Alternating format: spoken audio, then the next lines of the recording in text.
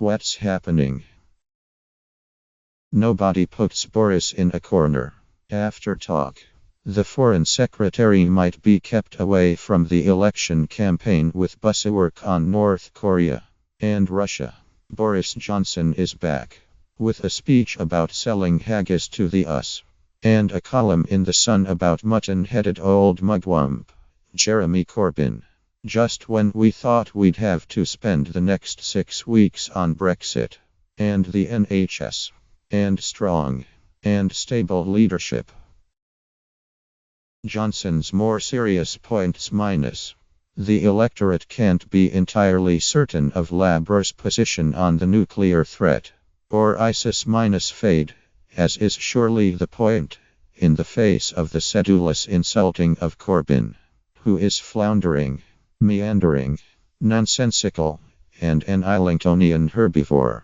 Johnson is, of course, also an Islingtonian, but a carnivorous one, and so definitely not a hypocrite. Away from the mutton slinging, local parties have been choosing more candidates. Runaway Zac Goldsmith minus, who resigned from the Conservatives when they backed Heathrow expansion and lost the subsequent by-election to Liberal Democrat Sarah Olney minus, returns to stand in Richmond Park for the Conservatives, who still back Heathrow expansion. With that 2016 London mayoral election loss already in the net, can he make it a sack trick? Journalist turned politician Esther McVey will attempt to succeed politician turned journalist George Osborne. The Tories in Tatton. Labour has selected its successors for outgoing Ellen Johnson and Michael Dyer. Emma Hardy will stand in Hull West and Hessle. Steph Peacock in Barnsley East. Ellie Reeves gets the nod in Lewisham West. But there's discontent in Lee. The Manchester Evening News reports. With constituency party chairman Peter Smith threatening to resign if Corbyn advisor Katie Clark is slotted into Andy Burnham's empty chair. Local parties are pushing back, too, against top-level rejection of a progressive alliance, with Lib Dems in Brighton Pavilion deciding not to field a candidate against incumbent Caroline Lucas minus, a move welcomed by the Green MP. And by Lib Dem Party President Sal Brinton, who called it constructive collaboration.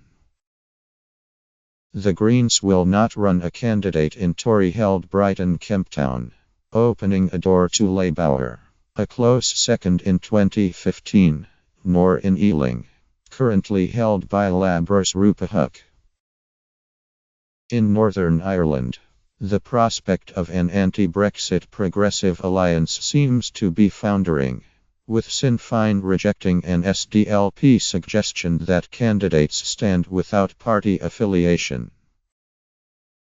Will it all add up too much on 9 June? The Tories boast they will be targeting Labour MPs Tom Watson, Liz Kendall, Lillian Greenwood, and Vernon Coker in what would once have been thought of as comfortable minus, although not kick your shoes off and chillax comfortable minus seats. But Nottingham South MP Greenwood is battle bus ready. They'd better be ready for a fight. People round here haven't seen a Tory since 2015. At a glance, Corbyn will not take part in TV debates if the Prime Minister doesn't turn up. Children's hospital units forced to close to new patients due to NHS staff shortages. Tim Farron sacks candidate David Ward for offensive and anti-Semitic remarks.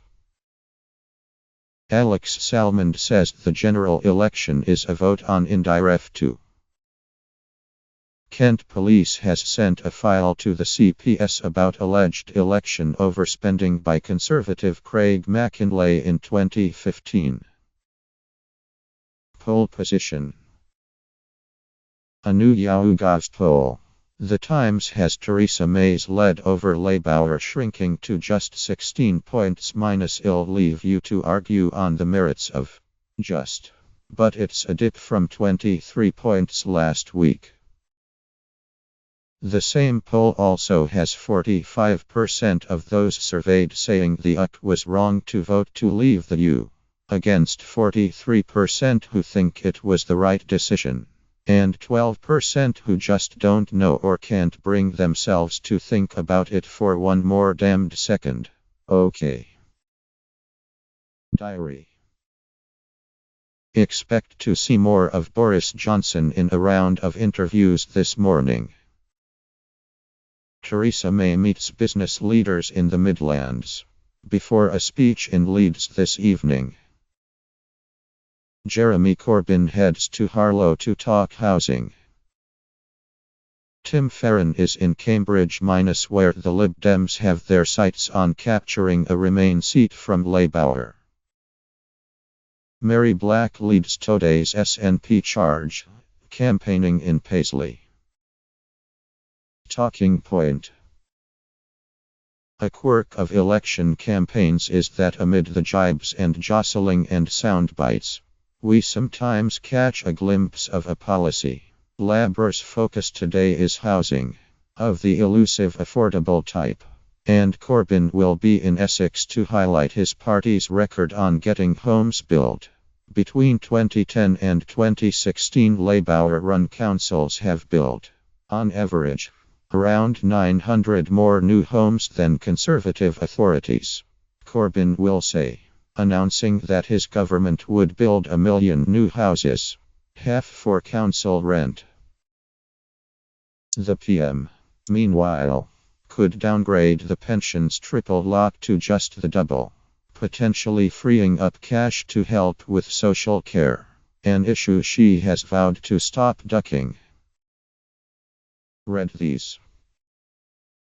David Aronovich in The Times says it's time to put Tim Farron's views on gay sex to bed.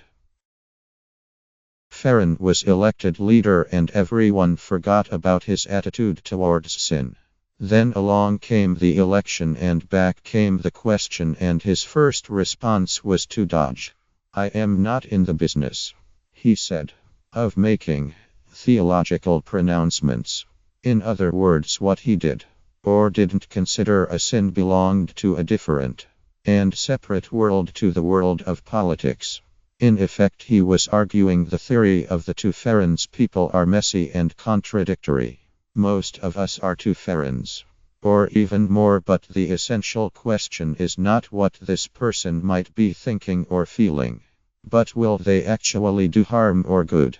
The more generous liberal impulse is the big tent versus the narrow path, the forum versus the flames. And we don't need to burn St. Tim.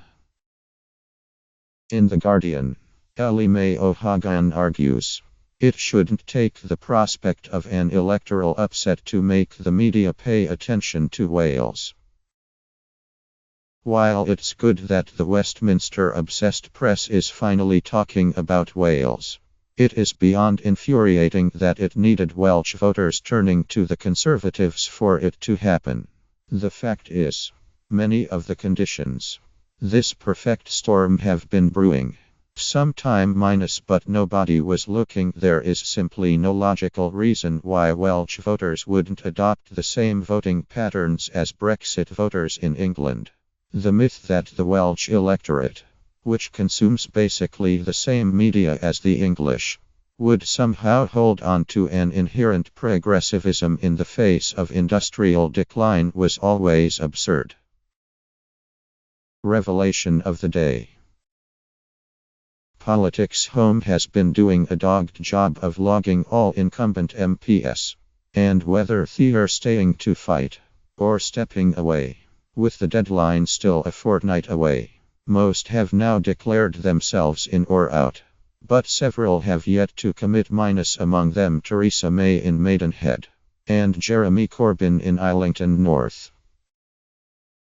The day in a tweet. And another thing.